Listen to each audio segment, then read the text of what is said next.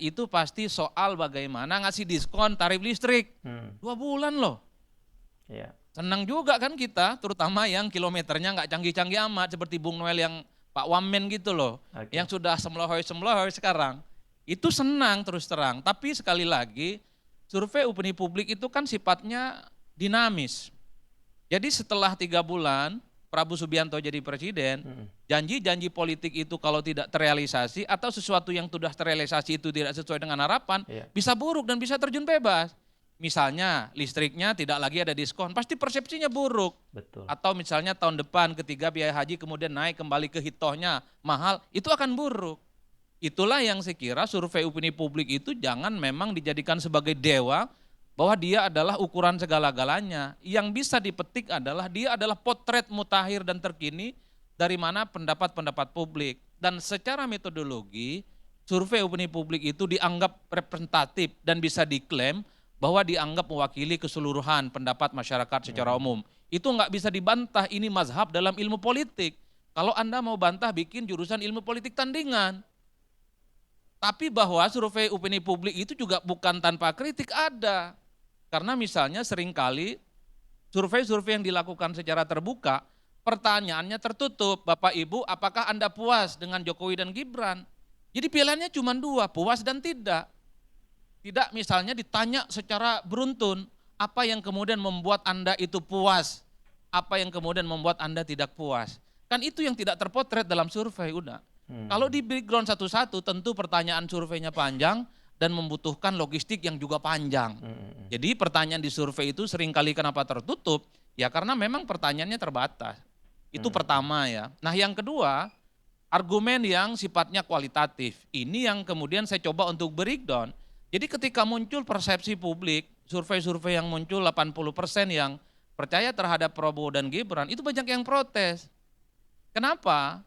Yang protes itu rata-rata memang adalah kalangan aktivis, adalah kalangan expert, para ahli, para akademisi, pegiat demokrasi, jaringan-jaringan aktivis sosial, dan kelompok-kelompok medsos, Bang. Siapakah mereka? Karena mereka itu yang day to day engage, meneliti satu persatu apa saja yang sudah dibuat oleh Prabowo dan Gibran. Kalau mau jujur, di luar makan program bergizi gratis, di luar penurun biaya haji, kan nggak kelihatan juga tuh. Kegiatan-kegiatan yang sifatnya menonjol, paling di luar itu hanya sebatas janji dan sebatas perencanaan. Misalnya soal janji ingin mendirikan 3 juta rumah rakyat, per hari ini masih gelap gulita. Kapan itu barang dimulai? Sekalipun rumah untuk rakyat itu 3 juta, kan nggak ada jaminan. Apakah itu betul-betul gratis atau akad kreditnya dipermudah? Kan belum clear juga, Bang. Termasuk misalnya ingin mendirikan sekolah rakyat, itu kan sebatas janji-janji. Termasuk misalnya soal bagaimana ketahanan energi dan ketahanan pangan. Per hari ini progresnya nggak kelihatan. Jadi wajar kalau kemudian survei-survei kualitatif seperti Celios yang kemarin merilis itu, Center of Economy and Law Studies kalau tidak salah, itu ngasih rapornya merah. Prabowo misalnya hanya dikasih skor 5 dari 10. Gibran lebih parah lagi, dikasih skor 3 dari 10. Itu 3, lumayan, Bang. Udah lumayan ya. Nah itu yang saya kira per hari ini tarung opini antara preferensi yang menggunakan survei opini publik dengan yang berbasiskan kualitatif itu juga perang-perangan yang sering dipakai. Problemnya adalah kita itu meyakini sebuah fakta tergantung selera politik. Kalau publik itu merasa dekat dan menjadi bagian dari kubu pemerintah, pasti yang digunakan referensinya adalah survei Litbang Kompas. Dan survei yang kemudian membuat Prabowo dan Gibran itu puas di atas segala-galanya. Tapi sebaliknya, kalau suasana hati yang kemudian menjadikan masyarakat itu kritis, anti pemerintah, dan menganggap Prabowo dan Gibran itu belum bekerja, pasti menggunakan survei-survei kualitatif seperti Celios sebagai preferensi utama. Makanya kalau kemudian saya simpulkan, kira-kira bagaimana pendapat saya terkait dengan 100 hari kinerja Prabowo dan Gibran? Ya sedang-sedang saja, tak baik dan tak buruk. Saya kan memang mazhabnya ingin menyenangkan semua pihak, Bang Karni. Ingin mengatakan bahwa Prabowo belum bekerja, tentu agak sedikit bohong dan munafik. Apapun judulnya program makan bergizi gratis sudah berjalan kok. Sekalipun tahap awal itu 1 juta, banyak compang-camping kanan kiri. menggelontorkan dana 71 triliun itu nggak gampang. Oke, pengamatan Adi Prayitno memang sangat netral ya. Beliau adalah orang yang dinantikan pernyataan-pernyataannya dan isi pikirannya tentang situasi politik yang sedang terjadi. Kita baca beberapa komentar teman-teman. Sudah ada Supanat Hadi Purnomo.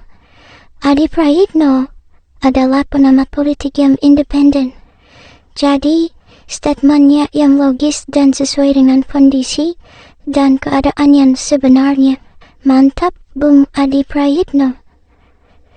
Dari Febria, kalau udah Adi yang muncul di thumbnail fix langsung tus ditonton karena memangnya menyenangkan semua pihak.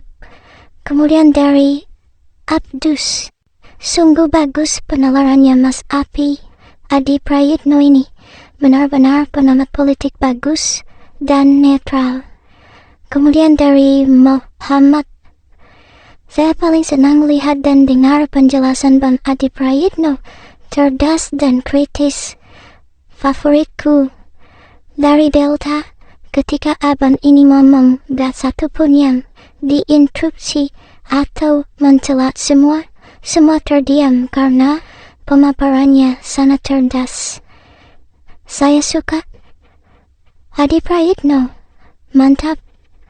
Benar dikata benar, salah dikata salah, lugas tegas. Dari Udik, realistis yang disampaikan Adi Prayitno. Asia Siwan, mantap Mas Adi Prayitno, semua daging, gak bertele-tele, mudah dipahami, dalam bernarasi pun dibawa santai dan sangat mengena. Gak ada tuh emosi-emosian. Aku suka gayanya, penyampaiannya. Wah. Dari Yayan, memang jos Bung Adi Prayitno, argumennya tak terbantahkan. Dari Abdurrahim Mumara, matlab dalam amat Bung, kicip semua dilahap.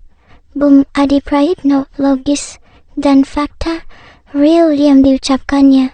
Dari Mandroy Roy, ini baru pemuda yang cerdas dan waras, tidak pelana-pelomo. Dari John Star, Adi Pray, penamat paling top. Sekarang penjelasan logis. Dari Hot Maria Manurung, saya selalu suka dengan opini Adi Prayitno, mantap. Banyumas, Mas Adi ini kalau bicara jelas tegas, bisa dimengerti semua kalangan, dan kritis, tidak mencela, menghina, mengadu domba. Dari adikku, mantap Bang Adi. Dari Tracy Flo, top Bang Adi, gasken. Dari saya bangga jadi orang Madura, mantap saudaraku, Bapak Adi Prayitno. Oke, kita coba baca yang agak banyak komentarnya ya teman-teman.